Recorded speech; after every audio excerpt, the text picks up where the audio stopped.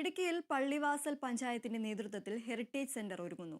സാംസ്കാരിക ഗാലറിക്കൊപ്പം പ്രാദേശികമായി ഉൽപ്പാദിപ്പിക്കുന്ന സുഗന്ധവ്യഞ്ജന ഉൽപ്പന്നങ്ങളുടെ വിൽപ്പന കേന്ദ്രം കൂടി ഉൾപ്പെടുത്തുന്നതാണ് ഹെറിറ്റേജ് സെന്റർ.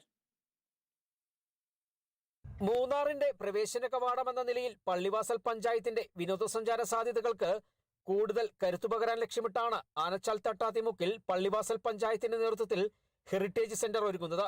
ഹെറിറ്റേജ് സെന്റർ തുറന്നു പ്രവർത്തിപ്പിക്കുന്നതിനായി വേണ്ടുന്ന അവസാന പ്രവർത്തനങ്ങൾ നടക്കുകയാണെന്ന് പള്ളിവാസൽ പഞ്ചായത്ത് പ്രസിഡന്റ് VG പ്രജീഷ് കുമാർ പറഞ്ഞു. ലോകത്ത് പല രാജ്യങ്ങളിലും ആ രാജ്യത്തിൻ്റെ അല്ലെങ്കിൽ ആ രാജ്യത്തിനകത്തുള്ള ഒരു പ്രദേശത്തിൻ്റെ സാംസ്കാരികവും സാമൂഹികവുമായിട്ടുള്ള അവരുടെ പരമ്പരാഗതമായിട്ടുള്ള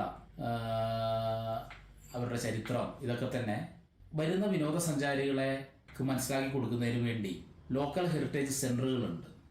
അപ്പം അതുകൊണ്ട് പള്ളിവാസൽ പഞ്ചായത്തിൽ ആ ഒരു കാഴ്ചപ്പാടോടുകൂടിയാണ് തട്ടാത്തിമുക്കിൽ 2 നിലയിലുള്ള മനോഹരമായിട്ടുള്ള ഒരു ലോക്കൽ ഹെറിറ്റേജ് സെൻറ്റർ നിർമ്മിച്ച് അത് പൂർത്തീകരിച്ചു.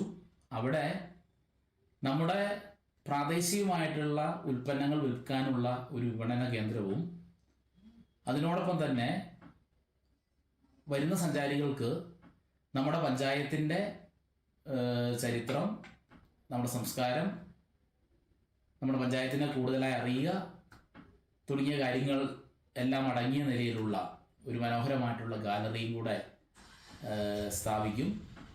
സാംസ്കാരിക ഗാലറിക്കൊപ്പം പ്രാദേശികമായി ഉൽപ്പാദിപ്പിക്കപ്പെടുന്ന സുഗന്ധവ്യഞ്ജന ഉൽപ്പന്നങ്ങളുടെ വിൽപ്പന കേന്ദ്രം കൂടിയടങ്ങുന്നതാണ് ഹെറിറ്റേജ് സെന്റർ. പഞ്ചായത്തിന്റെ പ്ലാൻ ഫണ്ടും തനത് ഫണ്ടും വിനിയോഗിച്ച് 25 ലക്ഷത്തോളം രൂപ ചെലവഴിച്ചാണ് സെന്റർ യാഥാർത്ഥ്യമാക്കുന്നത്. ആനച്ചാൽ 2 മൈൽ റോഡ് അരികിലാണ് സെന്റർ പണി കഴിപ്പിച്ചിട്ടുള്ളത്. Kerala vision news, Idukki.